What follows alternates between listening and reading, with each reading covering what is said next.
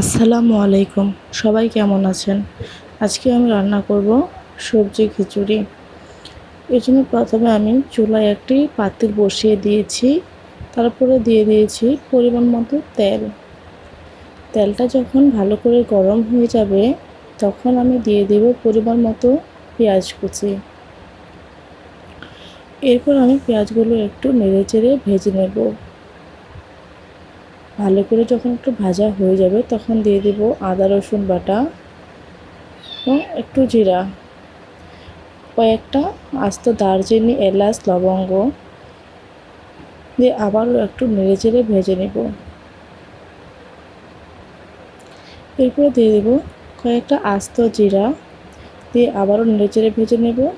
এরপরে দিয়ে দিতে হবে পরিমাণ মতো লবণ, পরিমাণ মতো হলুদ গুঁড়া এবং পরিমাণ মতো মরিচ গুঁড়া দিয়ে আমি আবারও ভালো করে নেড়েচেড়ে ভেজে নেব। যখন ভাজা হয়ে যাবে তখন আমি দিয়ে দেব বুটের ডাল। ডালগুলো দিয়ে আবারও নেড়েচেড়ে ভেজে নেব।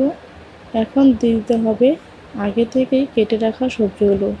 এখানে রয়েছে আলু, সিম, চিচিঙ্গা এবং লাউ। আবারও নেড়েচেড়ে ভালো করে ভেজে নিতে হবে যেন মশলাগুলোর সাথে সবজিগুলো ভালো করে মিক্স হয়ে যায়। ভালো করে নাড়াচাড়া হয়ে গেলে আমি ঢাকনা দিয়ে ঢেকে দেবো। তবে এখানে আমি কোনো পানি দেব না, কারণ সবজি থেকে যে পানিটা আসবে সেটা দিয়ে জাস্ট সবজিটা একটু কষিয়ে নেব।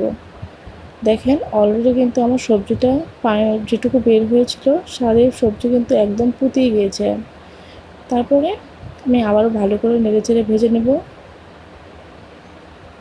এখন আমি 8 মিনিট ভালো করে ভেজে নিয়েছি।